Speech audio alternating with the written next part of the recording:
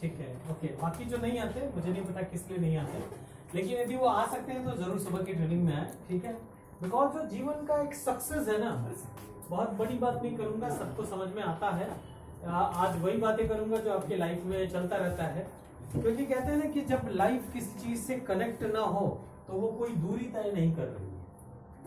कहते हैं यदि ट्रेन के डब्बों को यदि पटरी पे छोड़ दिया जाए और इंजन से ना कनेक्ट कराया जाए तो वो पटरी का डब्बा वो आज भी वहीं पड़ा रहेगा, कल भी वहीं पड़ा रहेगा, और यदि उसको किसी डब्बे से ना जोड़ा जाए तो जीवन भर वहीं पड़ा रहेगा।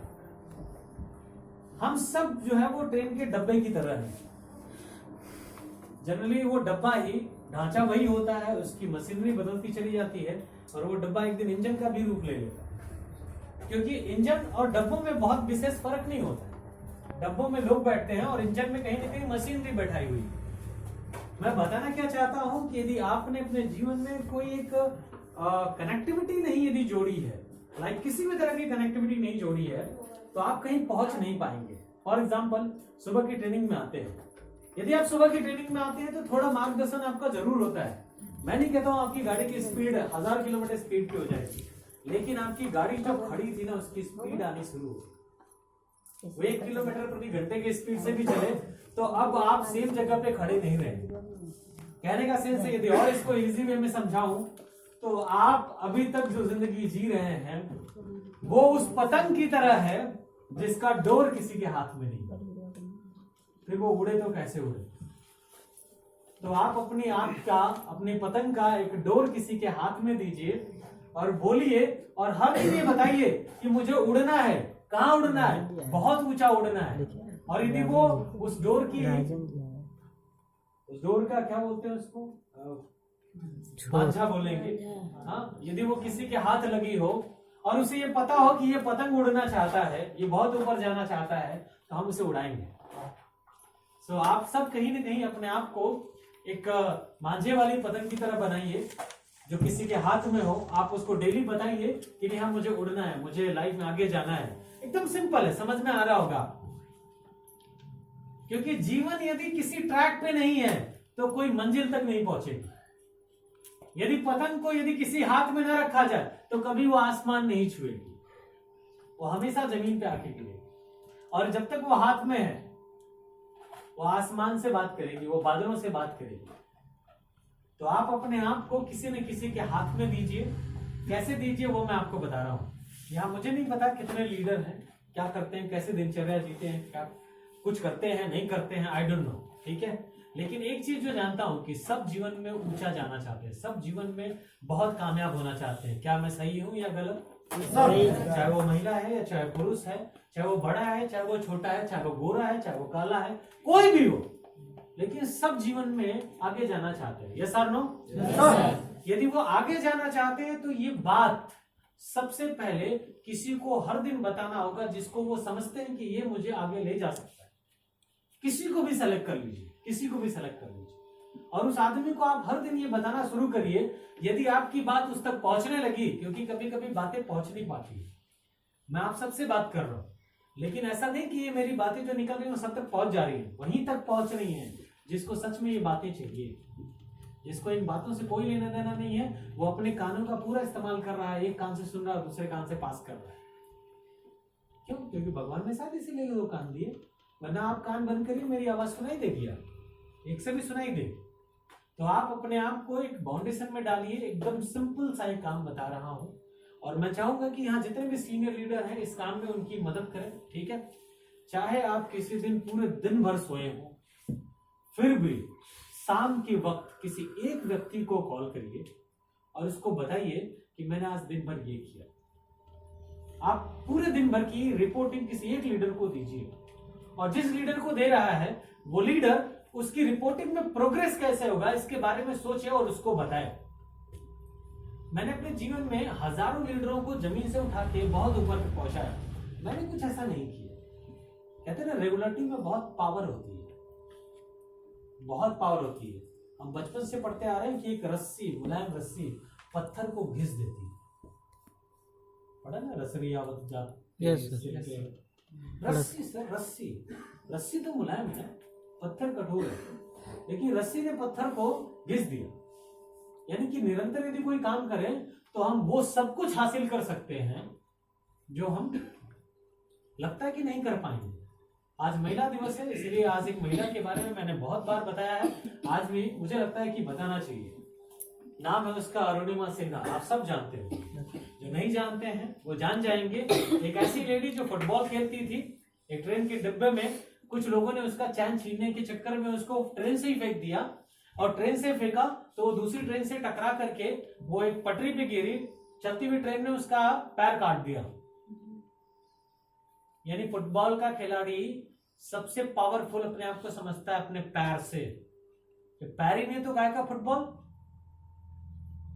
सोचिए उस महिला के साथ क्या बीता होगा जिसने अपना पैशन, अपना ड्रीम चुना होगा फुटबॉल, और एक दिन उसको जब ट्रेन से फेंका होगा और उसका पैर ही कट गया होगा।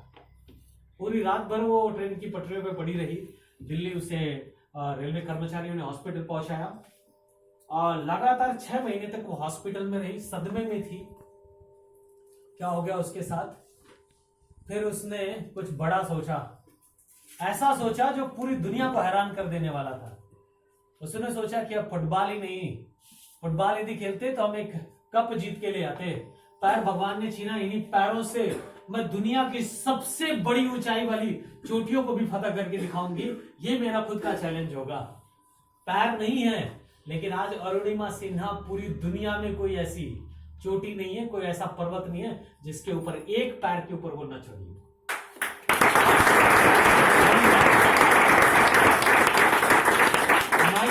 -40 डिग्री का टेम्परेचर होता है इस दुनिया की सबसे ऊंची पहाड़ी पे। कौन सी है? Mount Everest. उसके ऊंचाई पे -40 डिग्री, -50 डिग्री का टेम्परेचर होता है। -40 जानते कितना होता है? -0, 1, 2, 3 में बर्फ जमने लगती है। हमारे फ्रिज में बर्फ जम जाती है। आप अपना हाथ डाल के दिखाइए 5 मिनट फ्रीजर में, आपसे बर्दाश्त नहीं होगा। या आप बर्फ का गोला एक अपने हाथ में 10 मिनट लेके दिखाइए, नहीं होगा। उससे 40 गुना ज्यादा जहां पे डिग्री टेम्परेचर नीचे होता है ना, वहां वो फतह कर चुकी है। पूरी दुनिया में कोई चोटी नहीं बची है। जिस महिला को कोई नहीं जानता था, आज उसको पूरी दुनिया जानती है। तो कहते हैं कि जब आप कुछ बड़ा सोचते हैं और उसके पीछे यदि किसी को अपने हाथों की डोर पकड़ा देते हैं, तो आप जितना ऊंचा उड़ना चाहते हैं उतना ऊंचा उड़ते हैं। हम बात उसी की कर रहे हैं, क्योंकि किसने आपको ऊपर पहुंचाया ये कोई नहीं जानता है। सचिन तेंदुलकर दुनिया का सबसे महान खिलाड़ी है, लेकिन उसका भी तो कोई गुरु रहा होगा ना। बिना गुरु तो वो नहीं आगे गया होगा।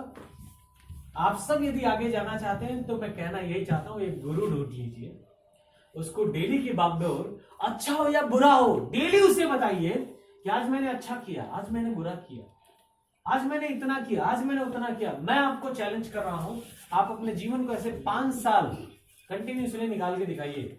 यदि 5 साल में आपका जीवन न पलट गया तो फिर आके मुझसे बात करिएगा। ऐसा कोई शख्स नहीं मिला जिसने ये कहा हो कि सर 5 साल बहुत ज्यादा है। यदि आप निरंतर करने को तैयार हैं तो मैं 1 साल कहूंगा बहुत ज्यादा है। 1 साल में जीवन करवट ले लेगा। क्या मुश्किल काम बताया आपको? क्या मैंने मुश्किल काम बताया आपको? क्या ये मुश्किल काम है? माउंट एवरेस्ट पे चढ़ना मुश्किल हो सकता है। किसी शाम को किसी व्यक्ति को कॉल करके रिपोर्ट बताना कि मैंने आज ये किया है, ये नहीं किया है, कैसे करूं, सिर्फ 5 मिनट 10 मिनट बात करना ये मुश्किल काम नहीं है। ये दुनिया का सबसे आसान काम है। लेकिन ये दुनिया का सबसे आसान काम ही दुनिया के सबसे मुश्किल, कहते हैं ना कि ड्रीम्स तक आपको लेके जा सकता है। ये शुरुआत है, ये बिगनिंग है। आज जिन लीडरों को आप देख रहे हैं, अरमान कुमार पाल एक अच्छे लीडर है, लेकिन आप इनसे जब बात करेंगे तो एक दिन भी ऐसा नहीं होता, एक दिन भी ऐसा नहीं होता है जिस दिन ये अपने वर्क की रिपोर्ट मुझे न देते। एक दिन भी ऐसा नहीं निकलता है जिस दिन मुझे वर्क की रिपोर्ट मिस्टर कामेश्वर प्रसाद न देते। कब से दे रहे हैं? 1 साल से दे रहे हैं, 2 साल से दे रहे हैं? नहीं, ये डे 1 से दे रहे हैं।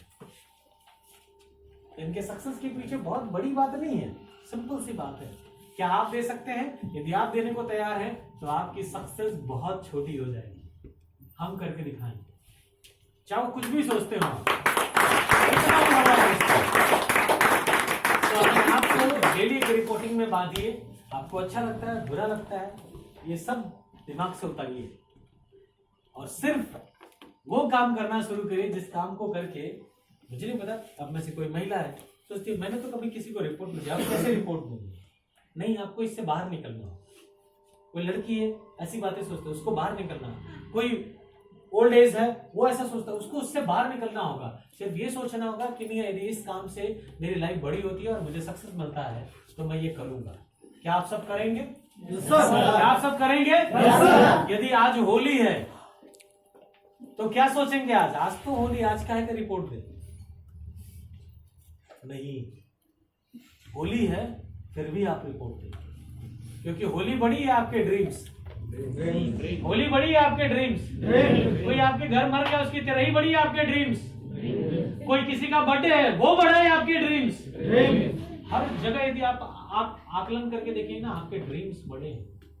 क्योंकि यदि सच में ड्रीम्स बड़े हो गए, ड्रीम्स बड़े हो गए तो आप चाहे कितने भी बुरे इंसान थे लेकिन आप सबके लिए स्पेशल मैन बन जाए।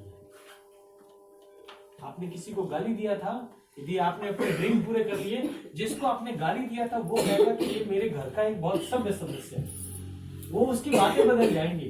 क्योंकि सक्सेस जब ले आती है तो उसके साथ सब कुछ ले आती है, सब कुछ ले आती है। अच्छी बातें, अच्छे वर्ड्स, अच्छी लाइंस, अच्छा रिस्पेक्ट सब ले आती है, कुछ लाने की जरूरत नहीं पड़ती, लेकिन वो निरंतर से आती है।